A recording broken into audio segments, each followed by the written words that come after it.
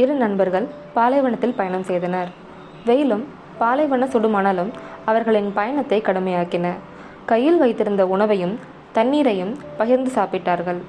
ஒரு கட்டத்தில் இருவரில் பணக்கார நண்பன் தன் உணவை ஏன் மற்றவனோடு பகிர்ந்து சாப்பிட வேண்டும் என்று எரிச்சல் கொண்டான். அதனால் தன் ஏழை நண்பனுக்கு பகிர்ந்து தராமல் அதிக உணவை தானே சாப்பிடத் தொடங்கினான். தண்ணீரையும் அவன் ஒருவனே குடித்து வந்தான். இதை கண்ட அந்த ஏழை நண்பன் கோபம் கொள்ளவே இல்லை. பாலைவனத்தில் ஓரிடத்தில் ஈச்சை மரம் இருந்தது. அம்மரத்திலிருந்து விழுந்த பழங்களை ஏழையானவன் ஓடிப்போய் பொறுக்கினான்.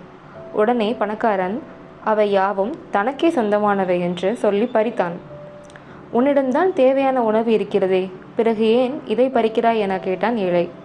அப்படியானால் நான் உணவை வைத்துக்கொண்டு உன்னை ஏமாற்றுகிறேன் என்று குற்றம் சொல்கிறாயா என்று சொல்லி கோபத்தில் ஏழையின் முகத்தில் ஓங்கி அடித்தான் பணக்காரன்.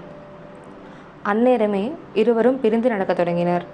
வலியும் அவமானமும் கொண்டவனாக பாலைவன மணலில் இன்று என் நண்பன் என்னை அடித்து விட்டான் என்று பெரிதாக எழுதி வைத்துவிட்டு நடந்தான் ஏழை. ஓரிரு நாட்கள் இருவரும் தண்ணீர் கிடைக்காமல் பாலைவனத்தில் அலைந்து திரிந்தார்கள். அப்போது ஓரிடத்தில் சிறிதளவு தண்ணீர் இருப்பதைக் கண்டு ஓடிச் சென்று குடிக்க முயன்றான் பணக்காரன். திடீரென நண்பனின் நினைவு வந்தது. இவ்வளவு காலம் பழகிய நண்பனை ஒரு கஷ்டம் வந்ததும் ஏமாற்றி விட்டோமே என்று உணர்ந்து நண்பனை சத்தமிட்டு அழைத்தான்.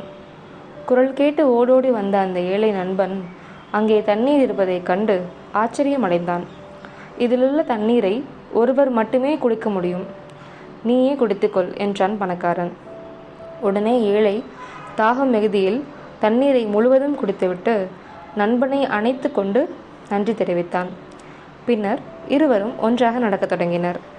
ஏழை நண்பன் அங்கிருந்த ஒரு கல்லில் என் நண்பன் இன்று மறக்க முடியாத ஒரு உதவி செய்தான் என்று எழுதி வைத்தான்.